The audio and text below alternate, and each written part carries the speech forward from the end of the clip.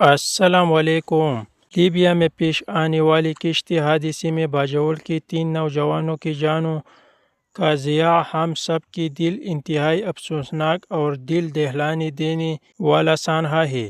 یہ صرف 3 گیرانوں کا نہیں بلکہ پورے علاقے کا دکھ ہے۔ اللہ تعالیٰ ان مرحوموں کو جنت الفردوس میں اعلیٰ مقام عطا فرمائے اور ان کے لواحقین کو صبر جمیل دے۔ یہ سانحہ اس تلخ حقیقت کی عکاسی کرتا ہے کہ ملک میں بڑھتی ہوئی بے روزگاری اور معاشی مشکلات نے ہمارے نوجوانوں کو خطرناک راستے اختیار کرنے پر مجبور کر دیا ہے۔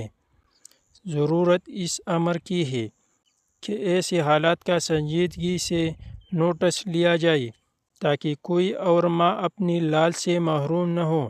منسٹر مبارک زیب خان اس مشکل گھڑی میں متاثرہ خاندانوں کے ساتھ کھڑے ہیں اور شہداء کی میتوں کو وطن واپس لانے کے لیے ہر ممکن اقدامات کر رہے ہیں۔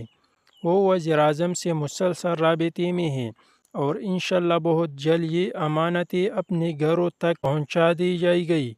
اللہ تعالی ہمارے ملک کو امن، خوشحالی اور استحکام عطا فرمائے، بے روزگاری اور غربت جیسی ناسور کا خاتمہ فرمائے اور ہمارے نوجوانوں کو محفوظ اور باعزت مستقبل نصیب کرے۔ آمین۔